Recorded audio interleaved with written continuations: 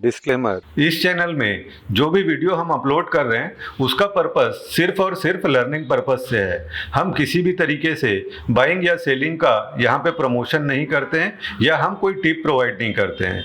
ये सिर्फ और सिर्फ लर्निंग पर्पस से ही है। Welcome friends. अभी ट्रेंड क्या है, कुछ अंदाजा लगा सकते हैं? डाउन ट्रेंड में सर ये बाय ऑन डिप था, अभी तो एक डिप आया है, उसके बाद कायदे से जी डेली ट्रेंड टॉप ट्रेंड है। हाँ। आवरली और 30 मिनट्स पे तो सेल है सर। ग्रेट ग्रेट ग्रेट, वही है सर, आपने वो सही चीज पकड़ा है कि आपका मंथली सीपीआर में स्टिल बाइंग ऑन डिप से ही है ना। और वीकली में जस्ट ट्रेंड रिवर्ट होने की कोशिश की है, लेकिन वीकली में और क्या देखना है, जो आपका क्वेश्चन था ना वो सॉल्व करेंगे आज। जी थैंक यू। ठीक, ओके सर। चलिए तो फिर स्क्रीन पे ही चलते हैं, बाकी तो काफी मेंबर आ गए हैं। सीपीआर का आप लोग को बेसिक आइडिया तो है ना, सीपीआर क्या होता है। जैसे ये 3 लाइन मिलके सीपीआर बनता है, जिसको हम सेंट्रल पिवोट रेंज बोलते हैं। इसका जो सेंटर लाइन होता है उसको पिवोट लाइन भी बोला जाता है। पिवोट मतलब होता है प्रीवियस मंथ का high low close divided by 3, इससे हमारा सेंटर लाइन आ जाता है।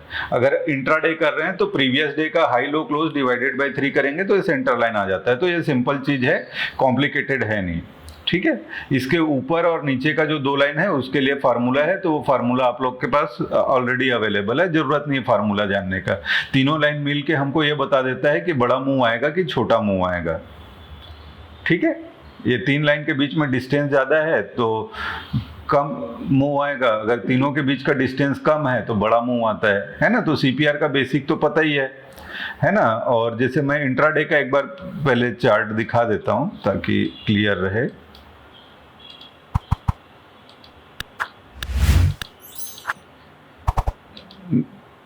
बहुत सारे लोग सीपीआर में नए होंगे तो एक बार थोड़ा सा बता देता हूं। इंट्राडे का रेंज पता है आप लोग को? रेंज क्या होता है? हाँ सर पता है ना। ये R1 प्रीवियस डे हाई, इसको बोलते हैं प्रीवियस डे हाई, और R1 इसको हम रेजिस्टेंस जोन बोलते हैं। अगर जोन के बाहर निकलना है तो इसको तोड़ना पड़ेगा, तभी हम जोन के बाहर मानेंगे। जोन के बाहर गया मतलब ब्रेकआउट आ गया, जैसे लोग बोलते हैं ना ब्रेकआउट, तो ब्रेकआउट मतलब इसके ऊपर अगर प्राइस निकलेगा तो उसको ऊपर की ओर ब्रेकआउट बोलेंगे। ये 3 लाइन मिल के बनता है सीपीआर, और तीनों लाइन के बीच में डिस्टेंस अगर आप देखोगे प्रीवियस ट्रेडिंग सेशन में फ्राइडे को, तो कैसा था? नेरो सीपीआर था, वाइडर सीपीआर था, है ना। और दूसरा नीचे का रेंज क्या होता है हमारा? S1 प्रीवियस डे लो, ठीक है, ये तो पता है। R1 प्रीवियस डे हाई ये हमारा अपर रेंज होता है, S1 प्रीवियस डे लो लोअर रेंज होता है, और इसके बीच में कहीं पे भी प्राइस रहता है, जैसे ये R1 प्रीवियस डे हाई या S1 प्रीवियस डे लो, इनके बीच में कहीं पे भी प्राइस रहता है तो इसको हम बोलते हैं रेंज बाउंड मार्केट है, या रेंज के अंदर है, ब्रेकआउट नहीं आया है, ठीक है। इतने में किसी को कोई दिक्कत है? है ना। और मान लो सीपीआर के ऊपर खुलता है और सीपीआर के ऊपर ग्रीन कैंडल बनता है, तो हमारा पहला टारगेट क्या रहता है? जैसे यहाँ पे मान लो खुला इस लेवल पे और यहाँ पे एक ग्रीन कैंडल बन गया 5 मिनट का, तो हमारा पहला टारगेट क्या रहेगा? वो रहेगा R1 प्रीवियस डे हाई। यहाँ पे हमको एग्जिट करना ही करना है। कई बार क्या लोग करते हैं कि भाग जाएगा बोल के एग्जिट नहीं करते हैं, वो गलती नहीं करना है, एक बार एग्जिट कर लेना है। अगर अब वो बड़ा मूवमेंट देने वाला है तो मुझे इसके ऊपर में एक कैंडल का क्लोजिंग चाहिए, ठीक है, तब मेरा री एंट्री होगा और मेरा टारगेट फिर R2 लेवल हो जाता है ना। वैसे So this breakout we are considering on 5-inch chart, no? Yes, I always suggest when you are going for confirmation whether this breakout is original or it is a fake breakout, you have to get verification by 5-minute candle only, है ना। 1 minute में कई बार होता है ना, 1 minute में तो ऊपर ब्रेक हो जाता है, फिर बाद में वो नीचे अंदर आ जाता है, इसलिए 5 मिनट का कंफर्मेशन चाहिए मिनिमम, ठीक है। लाइक ऑन फ्राइडे प्राइस कहाँ ओपन हुआ? रेंज के अंदर, है ना। उसके बाद फर्स्ट 5 मिनट का कैंडल क्या हुआ? ब्रेकआउट दे दिया, नीचे, ब्रेकडाउन। हाँ ब्रेकआउट या ब्रेकडाउन जो भी बोलिए, नीचे की ओर ब्रेकआउट हुआ है मतलब ब्रेकडाउन बोल सकते हो या ब्रेकआउट ही बोलोगे, है ना। तो हमारा नेरो सीपीआर होने की वजह से ये क्या हुआ, बड़ा मुंह दे दिया। नेरो सीपीआर देख लिए थे ना आप लोग कल, है ना। तो वही है, नेरो सीपीआर है, बड़े टारगेट लेना है। और मान लो यहाँ पे खुलता है, इधर कहीं पे भी बीच में खुलता है और मान लो नीचे आने की कोशिश करता है, तो पहला यहाँ पे हमारा जिम्मेदारी बनता है कि यहाँ पे हम एग्जिट कर लें एक बार इस रेंज में, है ना। क्योंकि कई बार क्या होता है, नीचे तो आता है और इसी रेंज में फंसने के बाद वापस ये यहाँ से बाउंस कर जाता है। कई बार लोग गलती यही करते हैं ना, यहाँ पे बुक नहीं करते हैं, उसके बाद फिर वापस चला गया प्राइस। ठीक है, तो ये ध्यान रखना है कि एक बार यहाँ पे अगर आता है, टारगेट हिट होता है, आपको एग्जिट करना है। अगर वो यहाँ पे कंसोलिडेट करके दोबारा नीचे आ गया और दोबारा 5 मिनट का कैंडल क्लोज हुआ, तब आप बड़ा ट्रेड ले सकते हो। फिर डेज ओपन वीवैप आपको सपोर्ट करेगा। रेंज के अंदर में क्या होता है कि कई बार वीवैप और डेज ओपन के कॉम्बिनेशन में भी आप फंस सकते हो। तो रेंज के अंदर है तो थोड़ा सा आपको सीपीआर ट्रिक ही फॉलो करना है, ठीक है। जैसे बीच में एक दिन आया था नेरो सीपीआर का केस है, ये बता देता हूँ। इस दिन बहुत सारे लोग फंसे होंगे। ये पिछला एक्सपायरी याद है, थर्सडे का दिन? जी सर, याद है सर याद है ना। तो इस दिन क्या हुआ था हमारा, किस टाइप का सीपीआर था?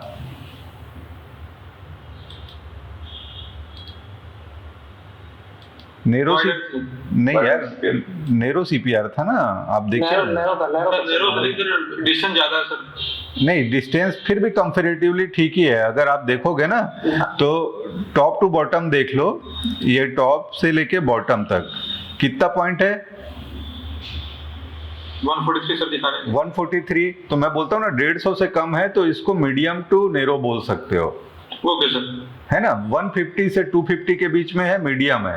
250 से ऊपर होता है तो वो उसको हम वाइडर बोल सकते हैं, सीधा सीधा वाइडर रहेगा वो, ठीक है। तो यहाँ पे 150 से नीचे है मतलब ये नेरो सीपीआर में ही कंसीडर होगा। तो जैसे मैं बोला ना कि यहाँ पे खुला, मान लो सीपीआर पे खुला, ऊपर गया, तो ऊपर यहाँ पे मैं एग्जिट करने क्यों बोल रहा हूँ? क्लियर हो गया ना? Yes sir. फिर वापस आ गया, फिर गया, फिर वापस आ गया, फिर गया, फिर वापस आ गया, फिर गया। तो कई बार क्या होता है, रेंज के अंदर रहता है तो आपको भले नेरो दिख रहा हो, जब तक रेंज का ब्रेकआउट नहीं होगा ना, आपको पोजीशन होल्ड नहीं करना है। यहाँ पे बहुत सारे लोग गलती किए थे, इसीलिए मैं यहाँ पे उस दिन एग्जिट करने के लिए बोल दिया था। जो लाइव में थे मैं बोला था एग्जिट कर लो। अगर यहाँ पे से निकल जाता है ऊपर, यहाँ पे मान लो कोई एक कैंडल का फॉर्मेशन हो गया ऊपर, तब हम टारगेट ये रखेंगे। लेकिन अगर हमारा सीपीआर से ऊपर जा रहा है, यहाँ पे हमारा निकलना जिम्मेदारी है, ठीक है। रेंज क्लियर हो गया? जी सर। यस सर, है ना। और गैप अप गैप डाउन किसको बोलेंगे? अगर हम सीपीआर सेटअप को फॉलो करें, अगर ये R1 प्रीवियस डे हाई के ऊपर खुलता है तो इसको हम गैप अप बोलेंगे, चाहे वो यहाँ पे खुले, चाहे यहाँ पे खुले, चाहे कहीं पे भी खुले। अगर वो R1 प्रीवियस डे हाई, ये वाला जो जोन है, इस जोन के बाहर खुलता है ऊपर की ओर, तो वो गैप अप होगा। गैप डाउन किसको बोलते हैं? S1 प्रीवियस डे लो, ये हमारा S1 प्रीवियस डे लो हो गया।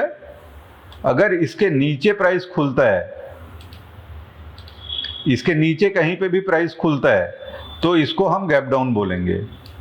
लेकिन अगर ये यहीं पे खुलता है तो इसको हम फ्लैट ही कंसीडर करेंगे, फ्लैट ओपनिंग ही मानेंगे, ठीक है। चाहे यहाँ पे खुले, चाहे यहाँ पे खुले, चाहे 10-20 पॉइंट ऊपर नीचे हो गया, 40-50 पॉइंट ऊपर नीचे हो गया, इसको हम फ्लैट ओपनिंग ही बोलते हैं। तो गैप अप गैप डाउन मतलब होता है, या तो R1 प्रीवियस डे हाई के ऊपर हो तो उसको गैप अप बोलेंगे, R1 प्रीवियस डे हाई के नीचे है तो उसको गैप डाउन बोलेंगे।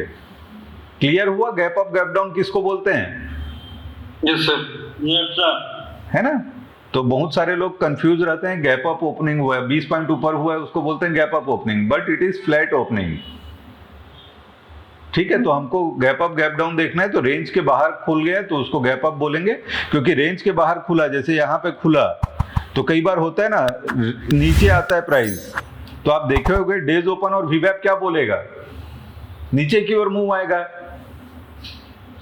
अच्छा सर। है ना, आता है नीचे। लेकिन कई बार क्या होता है कि नीचे आता है और यही सपोर्ट लेके वापस बाउंस कर जाता है, क्योंकि वो ब्रेकआउट हो चुका है ना।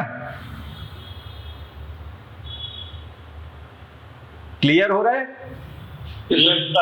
है ना। जैसे यहाँ पे नीचे पे खुलता है और नीचे पे खुलता है तो ब्रेक डाउन हो चुका है। ब्रेक डाउन हो चुका है तो वो ऊपर आएगा, तो यहाँ से ये रिवर्स हो सकता है। और मान लो इसके अंदर घुस गया और यहाँ पे क्लोजिंग हो गया 5 मिनट का स्ट्रॉन्ग कैंडल, आप आंख बंद करके यहाँ तक जा सकते हो।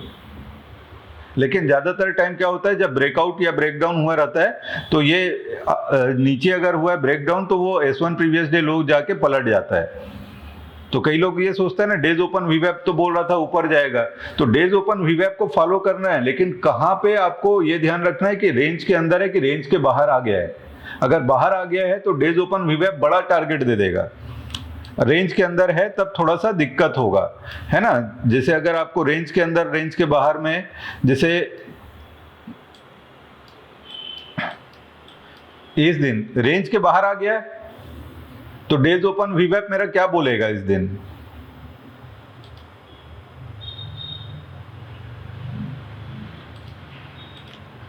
नीचे के लिए बोलेगा सर। ब्रेकडाउन है ना, ब्रेकडाउन हो गया तो क्या बड़ा मुंह देगा, तब मुझे इसमें कोई झिझकना नहीं है।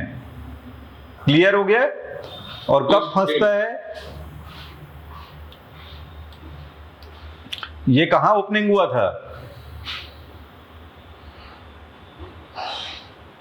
सर ऊपर ब्रेकआउट पे, ब्रेकआउट लेवल था, यहाँ पे फंसा के ऊपर फिर से वही डेज ओपन मेरा मेजर रेजिस्टेंस था। इस दिन कहाँ हुआ ओपन, फ्लैट ओपनिंग हुआ, ठीक है, फ्लैट ओपनिंग हुआ। लेकिन प्राइस क्या हुआ, सीपीआर से सपोर्ट लेके डेज ओपन, सीपीआर और वीवैप तीनों के ऊपर निकल गया, मतलब प्राइस ऊपर की ओर चला जाएगा। तो सीपीआर को भूलना नहीं है, सीपीआर सबसे ज्यादा इंपॉर्टेंट है। डेज ओपन वीवैप आपको एडिशनल ताकत देता है, ठीक है। तो सीपीआर के रूल को नहीं भूलना है। जैसे ब्रेकआउट पे मैंने एक कंडीशन बताया ना, नीचे खुलता है, मान लो ब्रेक डाउन होता है और उसके बाद प्राइस ऊपर जाने की कोशिश करता है, जैसे मैं बोला ना,